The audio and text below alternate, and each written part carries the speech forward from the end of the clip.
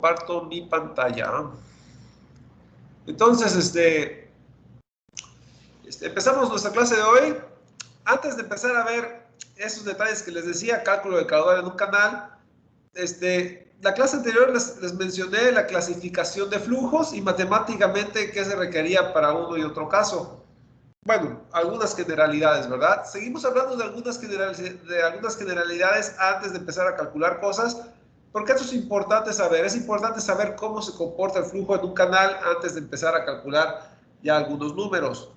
Y bueno, hablando de números, vamos a empezar el día de hoy con el número de Freud.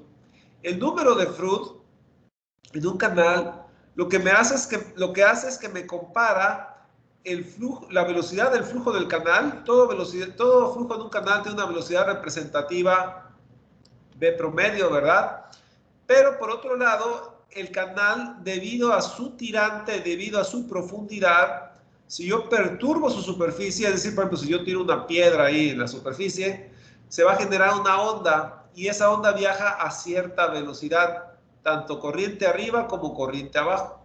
Entonces, cada canal, debido a su profundidad, debido a su tirante, tiene cierta velocidad de propagación de ondas en su superficie. Ahora, esta velocidad de propagación de ondas en su superficie es una propiedad muy importante en un canal, porque me dice a qué velocidad viaja la información a través del fluido en un canal, ¿verdad?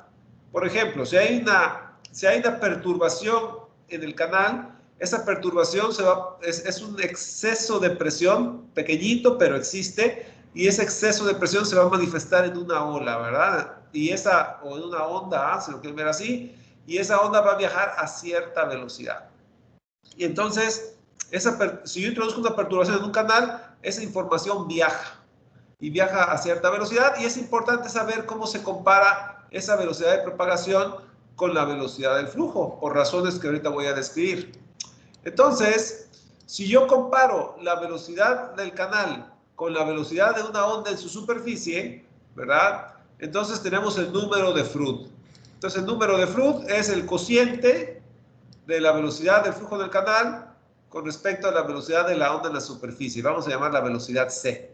Entonces, si la velocidad del canal es menor que la velocidad de la onda en la superficie, el cociente va a ser menor a 1 y tenemos flujo subcrítico. Y por otro lado, si la velocidad del flujo, la velocidad representativa, es mayor que la velocidad de las ondas en la superficie, entonces tenemos flujo supercrítico. Y el parteaguas, ¿verdad? La condición crítica es cuando la velocidad es igual a la velocidad de la onda en la superficie. Y ahí ya tenemos flujo crítico. Entonces realmente cuando tenemos flujo en un canal, hay que estar un poquito, pues no preocupados, pero sí estar pendientes, ¿verdad? De si el flujo es subcrítico o supercrítico. ¿Por qué? Porque si el flujo va más rápido que lo que viaja la información de lo que podría perturbar al canal, eso es algo importante. ¿Y por qué es importante? Ahorita vamos a ver. En flujos subcríticos, las perturbaciones pueden viajar corriente arriba, mientras que en supercríticos no. Y bueno, un ejemplo de eso es que puede ocurrir un salto hidráulico, y la razón por la cual ocurre un salto hidráulico es por esta situación. ¿Qué es un salto hidráulico? Un salto hidráulico es un cambio abrupto en el tirante acompañado de disipación de energía. Entonces vamos a ver esa situación. Vamos a suponer que yo tengo un flujo en un canal y aquí tengo una compuerta en el canal. Entonces aquí el flujo va a cierta velocidad, ¿verdad? Antes de llegar a la compuerta. Y bueno, si tiene un tirante grande, va a tener una velocidad relativamente lenta, ¿verdad? Entonces dice que el flujo, para un caudal dado, entonces dice que el flujo es subcrítico. En el momento que el fluido pasa a través de la compuerta, ¿verdad? Por un hueco de abajo, el caudal se conserva. Entonces el caudal se conserva y yo le estoy imponiendo un tirante menor, entonces de una velocidad lenta va a pasar a una velocidad rápida, ¿verdad? Es decir, recuerden que caudal es velocidad por área. Entonces, si el tirante es grande, tengo un área grande, y para un caudal dado la velocidad es lenta. Si ese mismo caudal pasa a través de una compuerta, ¿verdad? Ahora el tirante es pequeño. significa que el área es pequeña y se conserva el caudal, la velocidad va a ser más grande. Entonces yo aquí tengo una velocidad, yo antes de la compuerta, ¿verdad? Antes de la compuerta yo tengo una velocidad pequeña, vamos a llamarlo V1, y después de la compuerta yo tengo una velocidad grande, ¿verdad? Vamos a llamarla V2. Y bueno, pues V1 y V2 son tales que el caudal se conserva, si hablamos de flujo uniforme, ¿verdad? Flujo paralelo al suelo, ¿verdad? Tramos rectos, pendiente recta, área constante. Bueno, ahora bien, tanto acá arriba como acá abajo tenemos ondas en la superficie, ¿verdad? Que viajan a cierta velocidad c. Entonces, esa velocidad c, a cierta velocidad c. Ahora, aquí la velocidad es lenta. Lo más probable es que el flujo sea subcrítico, ¿verdad? Pero aquí la velocidad es rápida. Lo más probable es que aquí el flujo sea supercrítico. Ahora, cuando el flujo es supercrítico, va tan rápido que si hay un obstáculo aquí, el flujo cuando choca con el obstáculo, el flujo es perturbado. El flujo es perturbado. Es decir, hay un exceso de presión porque choca. Y entonces se genera una onda en la superficie, ¿verdad? Se genera una onda en la superficie. Y esa onda en la superficie, pues va a viajar a una velocidad c. Ahora,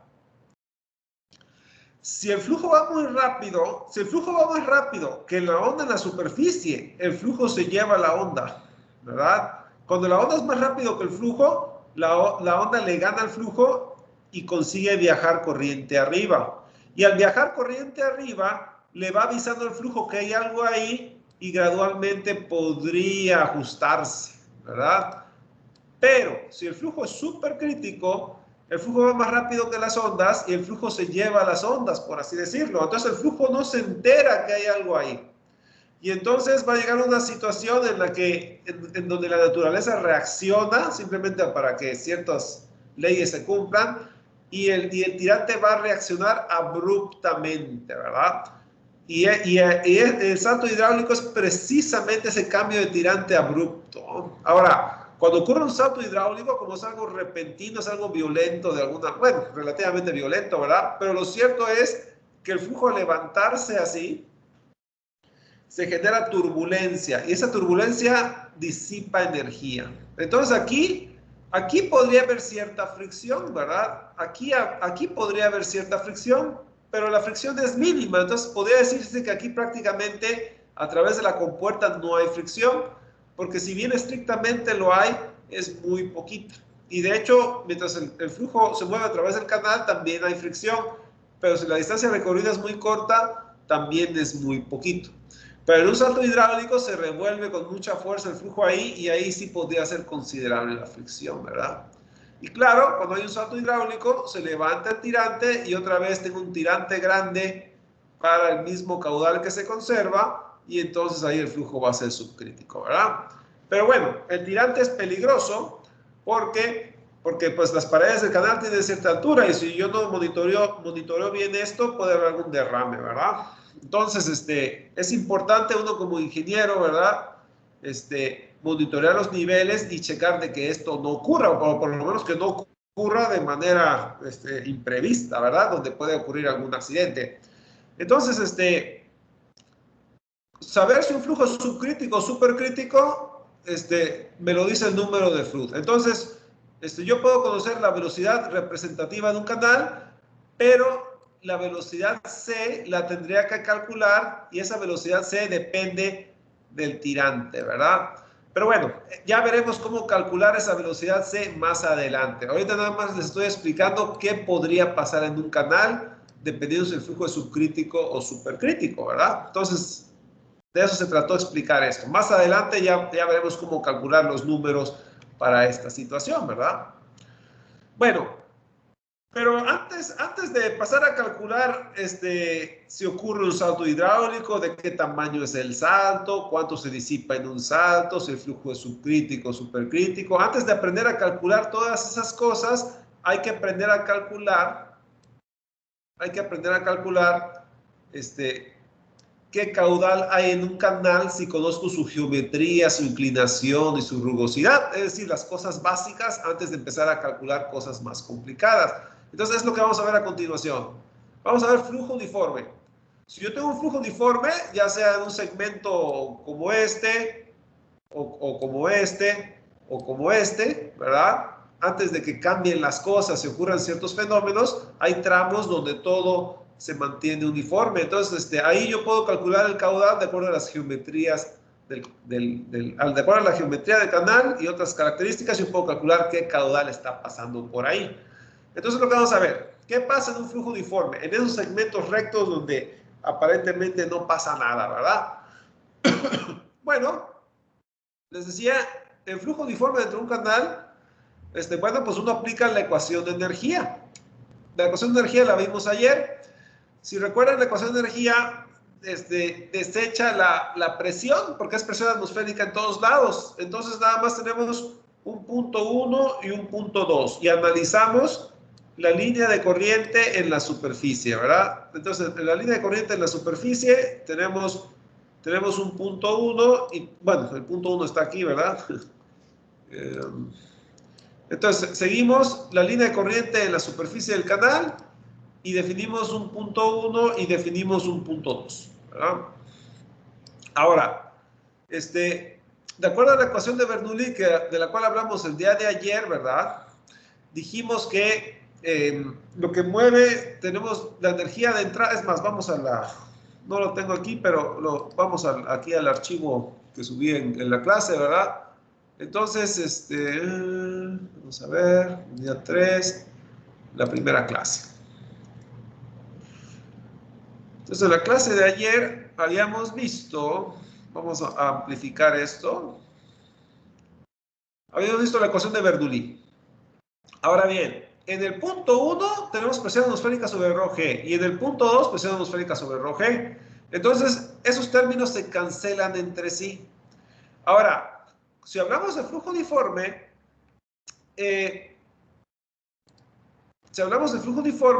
el mismo tirante en el punto 1 que en el punto 2, ¿verdad?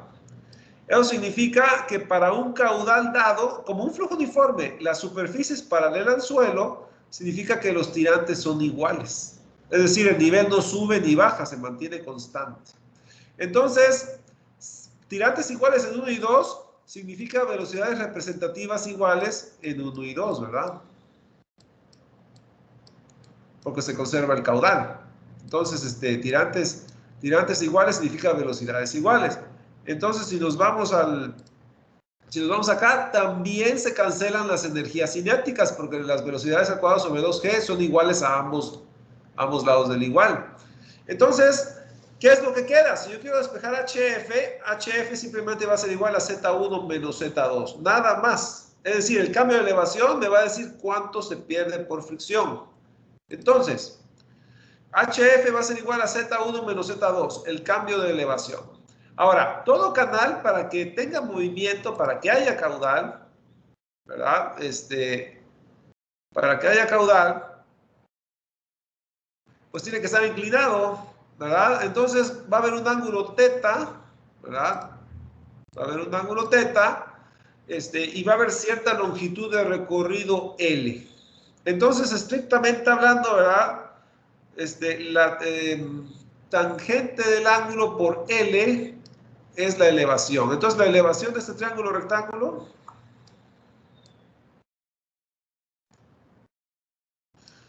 este es Z1 menos Z2, ¿verdad?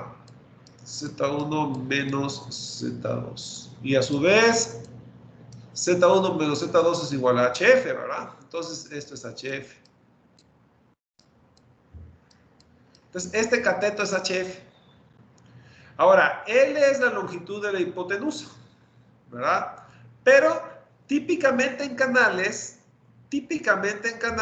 este ángulo es pequeñísimo, es menos de 1 grado, ¿verdad? No se tiene que inclinar mucho para que se mueva esto. Entonces, si este ángulo es muy pequeño, podría decirse que este cateto horizontal es casi igual a la hipotenusa, a esa L del tramo inclinado, que es la longitud del canal, ¿verdad? Entonces, para ángulos pequeños, que es en la práctica, el cateto horizontal y la hipotenusa son prácticamente iguales. Entonces, tangente del ángulo es Z1 menos Z2 sobre L. Pero también pero esta L puede ser la hipotenusa o el cateto. L estrictamente hablando es la hipotenusa, estrictamente hablando. Pero el cateto es aproximadamente la hipotenusa, ¿verdad? Aproximadamente. Entonces, podemos decir que tangente del ángulo es aproximadamente igual a Z1 menos Z2 sobre L. Y de ahí podemos despejar Z1 menos Z2. Entonces, Z1 menos Z2, si originalmente Z1 menos Z2 sobre L es igual a tangente del ángulo,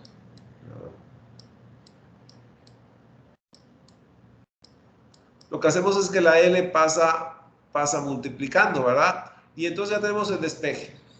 Entonces, entonces les decía, aproximadamente igual es para pequeños ángulos, que es lo que ocurre típicamente en canales. Ángulos mucho menor que 1, ¿verdad? Entonces, ángulos mucho menor a 1 radián, ¿verdad? Así se describe ángulos muy pequeños. Entonces, Z1 menos Z2, que el balance de energía me dice que es igual a HF, ¿verdad? Bueno, la ecuación de Bernoulli, ¿verdad? La ecuación de Bernoulli me dice que Z1 menos Z2 es HF, ¿verdad? Y por otro lado, trigonometría me dice que Z1 menos Z2 es aproximadamente igual a la tangente del ángulo por la longitud del canal, donde la longitud del canal es la longitud de la hipotenusa, ¿verdad? La longitud del suelo. Ahora bien, la tangente del ángulo típicamente en la literatura aparece como S. El 0 hace referencia a que es flujo uniforme. Y la S viene del inglés slope, que es pendiente. Y pendiente es la tangente del ángulo, ¿verdad? Entonces, el S0 es la pendiente del suelo del canal. Bueno, entonces, balance de energía me da el primer igual, la aproximación me da la trigonometría. Pero al final tenemos que HF es aproximadamente igual a la tangente por la longitud. Entonces ya tenemos una cuestión energética que la expreso en relación a la geometría del canal, su longitud y su pendiente. Ok. Ahora vamos, si recuerdan, por otro lado, ayer les dije que el HF, el factor de fricción en un canal lo podemos considerar como el factor de fricción de la tubería aplicado al canal. Entonces, en el canal vamos a utilizar la ecuación Darcy-Weisbach. En el canal vamos a decir que el HF, así como es igual a S0 por L, por otro lado, Darcy-Weisbach dice que HF es igual a FL sobre D, B cuadrada sobre 2G, recordando que el diámetro es el diámetro hidráulico, ¿verdad? Es decir, 4 veces el cociente área sobre perímetro mojado. Ok, ahora bien, entonces igualamos esta fórmula con esta fórmula, ¿verdad? Porque ambos son HF, esta es una versión de HF, esta es otra versión de HF, igualamos los dos. Y al igualar los dos, despejamos la velocidad. Y al despejar la velocidad, me queda esta fórmula, ¿verdad? Donde a este coeficiente, ¿verdad? A este coeficiente vamos a llamarlo el coeficiente C. ¿Por qué? Ayer, si recuerdan, ayer les comenté que la superficie de un canal típicamente es áspera. Simplemente porque el flujo en canales típicamente es turbulento y no solo eso, tienen gran número de Reynolds, típicamente hablando. Entonces, la rugosidad se considera una rugosidad correspondiente a una superficie áspera. Y cuando tenemos una superficie áspera, bueno, pues F de alguna manera está ligado nada más a la aspereza. Bueno, a la aspereza y al diámetro hidráulico, ¿verdad? Ya no depende del número de Reynolds. Entonces, típicamente en canales, ¿verdad? Número de Reynolds es alto, significa flujo turbulento áspero. Y la F está ligado al diámetro hidráulico, es decir, a la geometría de la sección transversal del canal, pero también a la aspereza de la pared del canal.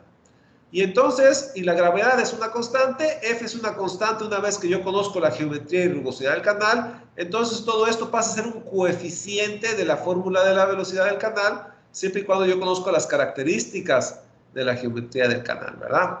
Y entonces decimos que la velocidad representativa de un flujo uniforme dentro de un canal es igual al coeficiente C por la raíz cuadrada de radio hidráulico por la pendiente del canal. Entonces, fíjense, yo necesito saber la pendiente, la geometría de la sección transversal y la aspereza, ¿verdad? Con esas tres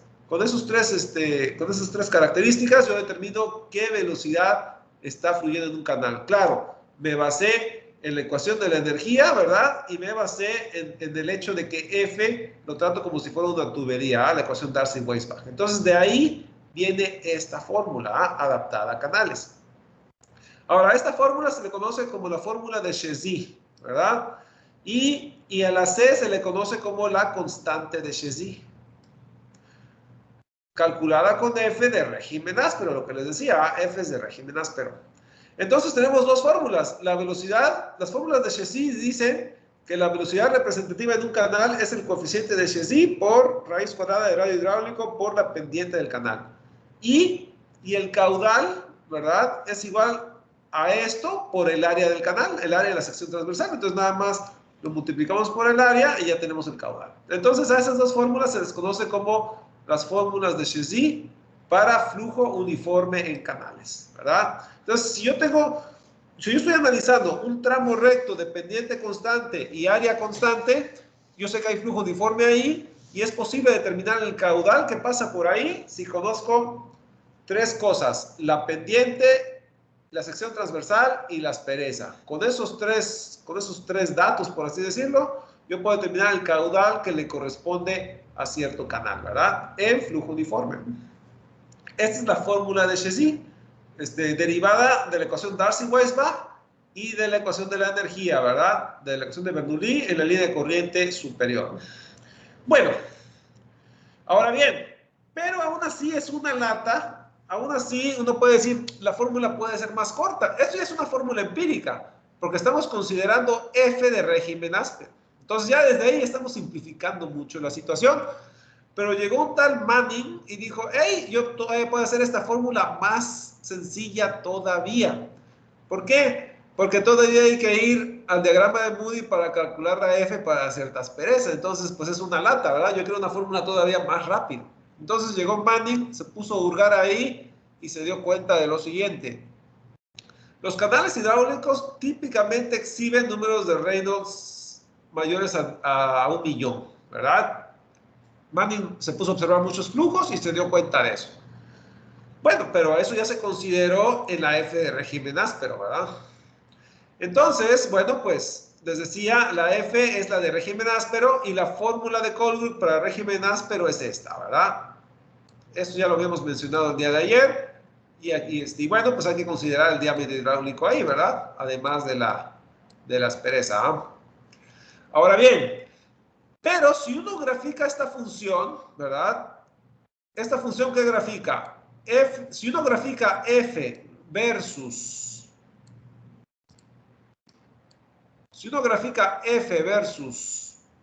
epsilon sobre el diámetro hidráulico, uno va a trazar cierta curva, ¿verdad? Uno va a trazar cierta curva, F versus. Ahora, no me he puesto a ver qué forma tiene la curva, nada más estoy diciendo que hay una curva que me relaciona esas dos variables, ¿verdad? Aquí estoy haciendo una caricatura, vamos a suponer que la curva es esa. Ahora bien, pero es una fórmula complicada, ¿verdad? F está dentro de una raíz y el epsilon sobre el diámetro hidráulico está dentro de un logaritmo. Entonces, científicos se pusieron a ver y dijeron, bueno, vamos a utilizar un coeficiente empírico y otro coeficiente empírico. Y vamos a suponer que F es igual, si aquí tengo F versus epsilon sobre el diámetro hidráulico, vamos a suponer que hay una relación entre F versus epsilon sobre el diámetro hidráulico, pero epsilon sobre el diámetro hidráulico algún exponente y multiplicado por algún coeficiente. Entonces la gente se puso a tantear este valor, ¿verdad? Y cuando llegaron a estos dos valores, ¿verdad? Se dieron cuenta que la función F Se dieron cuenta que la función f coincidía con la curva original en algún tramo, ¿verdad? En algún tramo. A ver, lo voy a borrar.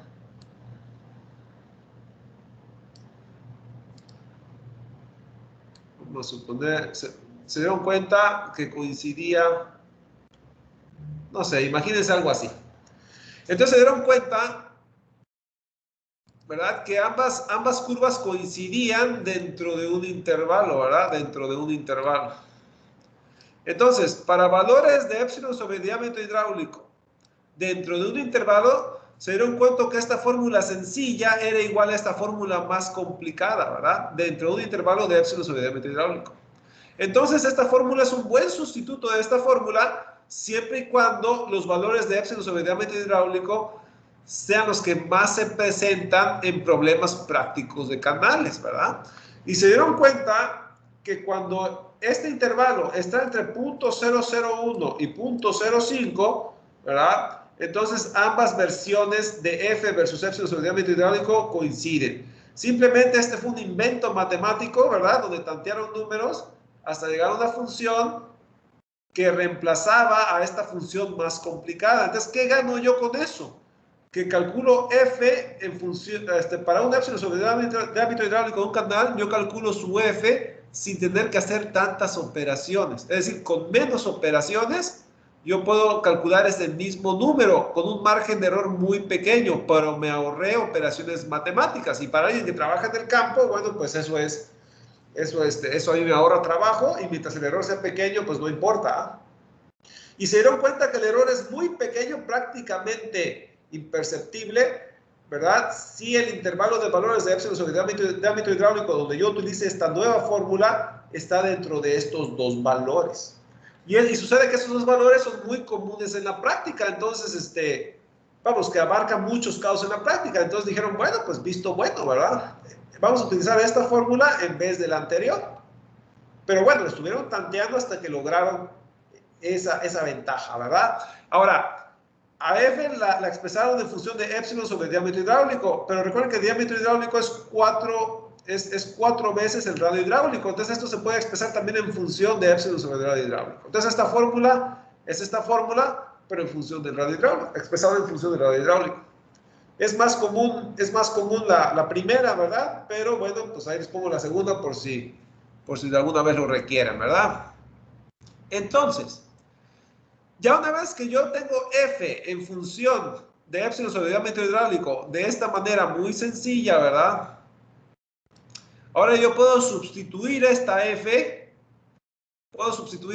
aquí, ¿verdad? En el coeficiente C. Y entonces ya tengo una fórmula que se va a simplificar bastante. Fíjense bien, si yo esta fórmula la expreso en función de épsilon sobre radio hidráulico, entonces yo aquí tengo radio hidráulico también, entonces esta fórmula se simplifica todavía más. Y entonces, ¿cómo queda la nueva C? C es raíz de 8G sobre F, y ya sustituyendo esta fórmula en F, ¿verdad? Llego a tal situación y al final llego a estas dos fórmulas, dependiendo si es radio hidráulico en pies o radio hidráulico en metros, dependiendo de si estoy en el sistema británico o en el sistema internacional. Entonces, el coeficiente C de las fórmulas de Chessy para hallar el caudal, ¿verdad? Para un flujo uniforme en canales, bueno, pues sucede que es igual a 1.49 sobre n, ahorita voy a hablar acerca de eso, por el radio hidráulico en pies a la 1/6, o 1 sobre n, radio hidráulico en metros a la 1/6. Ahora, ¿esa n qué es? Esa n de alguna manera incluye el tamaño de la aspereza, ¿verdad? Entonces, y esta n matemáticamente es 0.0313 la aspereza en pies a la 1/6 o 0.0382 la aspereza en metros a la 1/6. Entonces, si ustedes conocen la aspereza en pies o la conocen en metros, ustedes pueden calcular la n, y si tienen la n, ya con la geometría de su canal, la sección transversal, ustedes pueden calcular su c. Ahora, aquí está la fórmula para calcular la N, pero Manning todo lo quiere hacer más fácil. Entonces lo que hizo fue hacer una tablita de asperezas y decir, bueno, para cada tipo de material hay una aspereza representativa. Y bueno, y él de alguna manera publicó una tabla, ¿verdad? Y esa tabla dice el valor de N para distintos tipos de superficies. Entonces ya uno como ingeniero nada más dice, hey, canal de superficie tal, busca el valor de N en la tabla y calcula el valor de C rápidamente, conociendo la geometría de la sección transversal. Entonces, sustituyendo C en las fórmulas, ya una vez que tengo C en función de N, ¿verdad? Ahora sí, sustituyo C en la fórmula de Cauchy y llego a una fórmula más sencilla. Ahora tengo una fórmula para la velocidad del sistema británico que es igual a esto. Y una velocidad para el sistema internacional que es igual a esto. Si se fijan, yo solamente requiero la pendiente, el radio hidráulico y bueno, y el coeficiente de aspereza que lo puedo buscar en una tabla, ¿verdad? Entonces ya no tengo que calcular F, ya no tengo que ir ni a un diagrama de Moody, ¿verdad? Para un diámetro hidráulico dado, ni tampoco tengo que calcularlo, digamos aquí con logaritmos y raíces, ¿verdad? Ya no. Ahora simplemente voy a una tabla de asperezas, saco el coeficiente N y con la geometría y pendiente de mi canal ya puedo sacar la velocidad representativa. ¿Ah? Hay una versión de la fórmula tanto para el sistema británico como para el sistema internacional. Entonces, aquí realmente me ahorro bastante trabajo, ¿ah? Porque si se fijan aquí en la fórmula de Cauchy, ¿cuántas operaciones hay? Multiplicación de radio hidráulico por pendiente, una operación. Raíz cuadrada, dos operaciones. Área, pues son tres operaciones, pero para calcular el área tal vez haya mucho más operaciones. Y luego C, tengo que calcular raíz de 8G sobre F. Y para F hay que hacer varias operaciones, que es el cociente, logaritmo, multiplicar por 2, elevar al cuadrado. Es decir, son muchas operaciones para calcular caudal, pero en Manning nada más hay que dividir, bueno, buscar en tabla una operación, dividir otra operación. Radio hidráulico a los 2/3, otra operación que puede involucrar algunas, y pendiente a los medio, otra operación. Pero si ustedes cuentan las operaciones para calcular eso, son menos operaciones matemáticas que calcular el caudal con la fórmula de Cauchy. Entonces, la fórmula de Cauchy de por sí es algo mucho más sencillo que ir a una ecuación de energía, ¿verdad? Y calcular F, etcétera, por los métodos tradicionales, ¿verdad? Pero todavía la de Manning ya está más resumido. Claro, Manning podría tener cierto error si estoy fuera del intervalo sugerido, ¿verdad? Entonces, nada más ojo con eso. La fórmula de Manning es más corta, es más rápida para estimar la velocidad y el caudal en un canal, pero puede tener cierto margen de error, ¿verdad? Ahora, el error no es muy grande, pero sí podría llegar, entre más lejos esté yo de este intervalo, ¿verdad? Fuera, pues más grande va a ser el error de la fórmula de Manning con respecto a la fórmula de Cauchy. La fórmula de Cauchy siempre va a ser precisa. El único margen de error que uno podría tener es que la F se calcula con el régimen áspero y el flujo del canal podría no ser áspero, pero la probabilidad de que eso ocurra es muy pequeña porque los canales típicamente tienen números de Reynolds muy grandes, ¿verdad? Mayores a 1.000.000, y entonces es flujo turbulento áspero el 99.9% de las veces, ¿verdad? Con las que uno se va a topar. Entonces, si es sí, muy poco probable de que sea impreciso, aunque no imposible, ¿verdad? Pero Manning sí podría tener error dependiendo del intervalo, del valor epsilon sobre diámetro hidráulico de su canal, ¿verdad? Y bueno, para ilustrar esto vamos a hacer un ejercicio. Entonces, tenemos un canal de concreto, un canal de sección rectangular, donde está lleno hasta un tirante de 4 pies y tiene un ancho de 8 pies, ¿verdad? Entonces, y me dicen que es de concreto. Entonces, si es de concreto, tiene una aspereza típica de 0.0032. Esto lo pueden buscar hasta en la tabla esa que yo les di de tuberías, ¿verdad? Hay una aspereza representativa para cierta superficie que es concreto. Ya después les paso yo la tabla de Manning de asperezas. Pero ustedes con esta aspereza pueden ir a esta fórmula ¿verdad? A esta fórmula y calculan la n, si es que no tienen la tabla de Manning a la mano. Aquí todavía no la tenemos, vamos a calcularlo. Entonces, me dan las perezas en pies, ¿verdad? Es esta. Entonces, simplemente de aquí voy a esta fórmula, ¿verdad? Tengo las perezas en pies, lo elevo a un sexto, lo multiplico por 0.0313 y tengo la n representativa de esa superficie. Y sucede que es aproximadamente 0.012, redondeado a 3 dígitos. Ok, entonces tenemos 8 pies de ancho, ¿verdad? Es el ancho del canal, 8 pies. Y el canal está inclinado en un ángulo de 0.5 grados, medio grado. Entonces la pendiente del canal es la tangente de ese ángulo, que sucede que es 0.00873. Y el tirante es de 4 pies. Bueno, entonces la pregunta es, ¿cuál es el caudal que pasa por ese canal? Entonces, fíjense bien, me dicen la aspereza, me dicen la geometría y me dicen la pendiente. Entonces, con esos tres valores ya puedo calcular yo el caudal. Y lo vamos a calcular vía Manning y vía Chezy, ¿verdad? La fórmula corta y la fórmula larga. Ok, vamos a ver propiedades geométricas.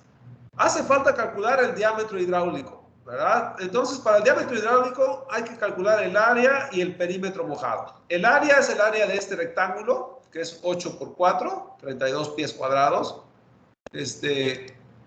¿Verdad? 8 por 4, 32 pies cuadrados. El perímetro mojado es simplemente el perímetro de la pared que está siendo mojada por el líquido de adentro, ¿verdad? Que es 2 veces el tirante más el ancho.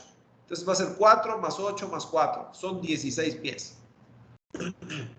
Luego calculamos el radio hidráulico, que es el cociente del área entre el perímetro. 32 sobre 16 es 2 pies, es el radio hidráulico. Y 4 veces ese cociente es el diámetro hidráulico. 4 por 2 es 8 pies. Entonces, aquí tenemos el diámetro hidráulico, ¿verdad?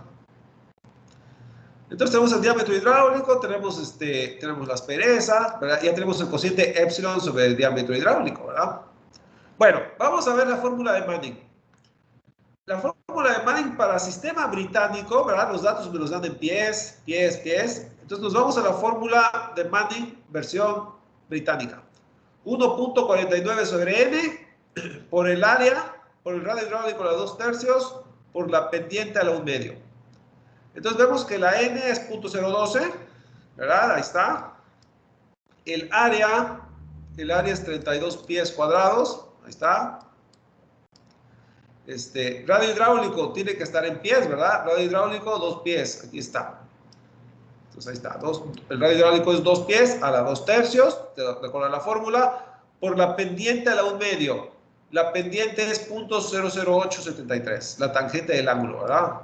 A la 1/2, ahí está. Si ustedes realizan esta operación, dicen que hay un caudal de 589 pies cúbicos por segundo, ¿verdad? Todos los datos están en pies cuadrados, etcétera, etcétera, ¿verdad? Es pies libra segundo, todos los datos que vamos a meter ahí. Ok, vamos con la fórmula de Chezy. La fórmula de Chezy dice, aquí está el caudal, ¿verdad? El coeficiente C, primero, ¿verdad? Entonces C es igual a raíz de 8G sobre F. Hay que calcular F. La fórmula para calcular F, de acuerdo a Chezy, la fórmula formal para régimen áspero, ¿verdad? Es esta. Hay que calcular epsilon sobre diámetro hidráulico, ¿verdad? Que es este dato de aquí.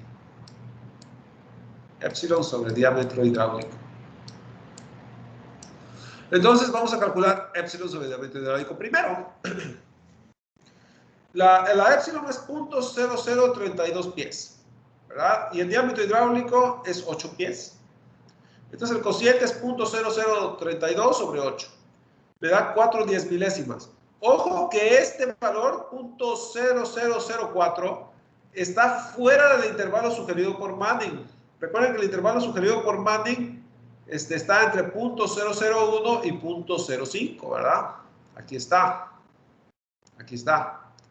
Entonces, en este ejemplo, mi aspereza y mi diámetro hidráulico son tales que estoy fuera del intervalo sugerido por Manning. Eso significa que este caudal que me calculó Manning no es preciso, ¿verdad? Está fuera de la validez de esta fórmula, que es una ley de potencia, ¿verdad? Así se conoce, coeficiente por variable a alguna potencia, es ley de potencia.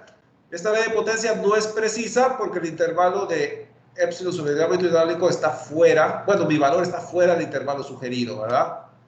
Pero bueno, de todos modos, podría ser medio preciso. Vamos a calcular el caudal de acuerdo a Chessy y vamos a ver cuál es el error del Manning que nosotros calculamos. Entonces, una vez que tengo el épsilon sobre el diámetro hidráulico, me voy a la fórmula para calcular F, ¿verdad? Para régimen áspero. Aquí está 0.0004. Ahora, ustedes pueden decir, no había aquí un menos. Bueno, lo que pasa es la misma fórmula. Aquí hay un menos, pero aquí el épsilon sobre el diámetro hidráulico está arriba, ¿verdad? Dentro del logaritmo. Entonces, si yo volteo el cociente, ¿verdad? Entonces también volteo el signo. Entonces pueden poner menos y este cociente está al revés, o pueden poner más y voltean el cociente. Es la misma fórmula. Bueno, si ustedes meten el punto 0004, ¿verdad? Dentro de este logaritmo y lo multiplican por 2, les va a dar 7.93. Y ahora, si el 7.93 pasa dividiendo y raíz de f multiplicando y elevo al cuadrado a ambos lados, bueno, pues f me va a dar 0.0159. Entonces ya tengo f. Si estamos en el sistema británico, G es 32.2 y calculo C. Y C es 127. De las unidades es lo de menos, ¿verdad? Realmente lo que importa es el valor numérico, ¿verdad? 127. Y ahora sí, ya tengo el coeficiente que vale 127. El área lo tengo aquí en las propiedades geométricas, 32, ¿verdad? Entonces ya tengo este. El radio hidráulico también lo calculé en las propiedades geométricas, vale 2 pies. Ya lo tengo. Y la pendiente, bueno, la pendiente la calculamos al inicio, es el tangente de 0.5 grados, que es 0.00873. Y bueno, ya sustituyendo, 538. Ahora bien, este es un valor preciso del caudal, pero Manning lo calculé primero. De hecho, si se fijan, Manning sale en un renglón, mientras que todo esto sale en varios renglones, ¿verdad? Pero este es más preciso que este, porque épsilon sobre el diámetro hidráulico de mi problema está fuera del intervalo sugerido. Ahora, uno a priori no sabe si voy a estar adentro o voy a estar afuera. Uno utiliza Manning porque es más rápido. Entonces, vamos a ver qué tanto error puede tener Manning si yo no sé que estoy fuera. Bueno, esto es aproximadamente 590 y esto es aproximadamente 540. 540 menos 590 es una diferencia de 50. Y 50 comparado con 500 y feria es un error menor al 10%, ligeramente menor al 10%. Entonces, vemos que Manning está sobreestimado y el error es ligeramente menor al 10%. Si ustedes recuerdan que el diagrama de Moody tiene un error del más o menos 15%, pues es un error parecido al de Moody si es que no caen dentro del intervalo sugerido. Y estoy fuera del intervalo por mucho, ¿eh? Porque aquí es 4... es décimas, centésimas, milésimas, 4 10 milésimas, ¿verdad? Es decir, es un poquito menos de la mitad de 0.001, ¿verdad? Entonces, y ya tengo un error menor al 10%. Entonces, pueden utilizar Manning sabiendo que podrían o no tener un error comparable con el de Moody, ¿verdad? Es como si estuvieran utilizando el diagrama de Moody, una gráfica, ¿no? Ok, bueno, ese es un ejemplo directo. A mí me dices la geometría, la aspereza y la pendiente y me calculas el caudal. Pero está el problema inverso. Y eso ya lo vamos a ver mañana, porque tengo que explicarlo y no va a dar tiempo. El problema inverso, ¿verdad? Consiste en que yo te digo qué caudal pasa por ahí y tú me tienes que decir la geometría. ¿A qué me refiero con tú me tienes que decir la geometría? Imagínense el siguiente escenario. Un canal trapezoidal. Entonces, yo doy la aspereza, ¿verdad? Doy la pendiente, pero ahora en lugar de dar la geometría precisa, doy el caudal. Entonces yo digo, hey, si yo quiero que pase cierto caudal por ahí, a cierta aspereza y cierta pendiente, ¿qué geometría debe tener el canal? Ahora, aquí aparentemente ya me dan la geometría del canal, pero no me la están dando toda. Conozco el ancho y conozco la inclinación. Pero para calcular el área, el perímetro, etcétera, necesito saber el tirante. Entonces aquí la pregunta es, ¿qué tanto tengo que llenar el canal para que el caudal sea de tanto, dado la pendiente y la aspereza. Entonces es un problema inverso, ¿verdad? Aquí me daban la geometría, es decir, me daban el tirante y yo tenía que calcular el caudal. Ahora yo puedo ir al revés. Yo como ingeniero quiero transportar tanto caudal, ¿cuánto tengo que llenar el canal? Bueno, este ejemplo lo vemos el día de mañana porque ya se va a acabar la hora y no me voy a quedar a la mitad. Bueno, entonces, esto ya lo vemos mañana. ¿Ah? De todos modos, voy a subir el apunte a la plataforma. Entonces, vamos a ver.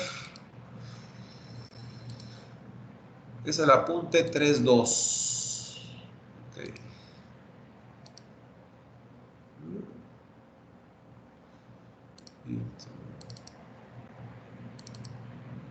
Okay, aquí está. Entonces, este es el apunte 3.2.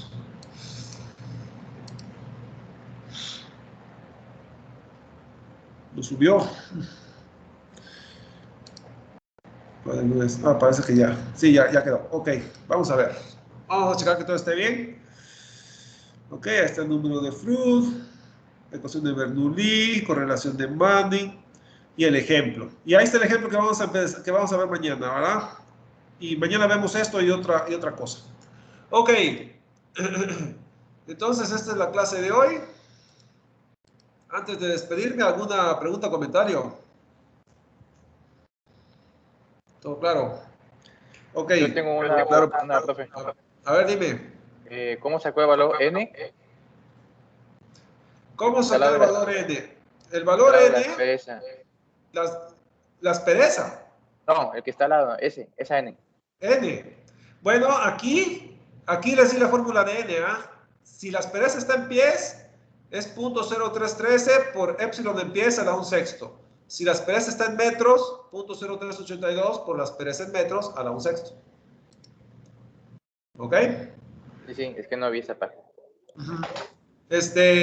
También les decía, ya el día de mañana voy a buscar el archivo porque lo tengo por ahí. Les voy a pasar ya la tabla de asperezas, ¿verdad? Ya con el nombre del material, ya está el valor de n calculado. ¿Ah? Entonces, esa tabla la subo, voy a tratar de subirla mañana aquí a la plataforma, ¿ah? Ya para buscar directamente la tabla. Pero les decía, uno puede buscar el material en la tabla que yo les di para tuberías y esa aspereza representativa también la pueden estimar con esa fórmula, ¿verdad? Entonces la pueden buscar en tablas directamente o la pueden estimar con la fórmula, de ahí viene. Bueno, entonces, esa es la clase de hoy.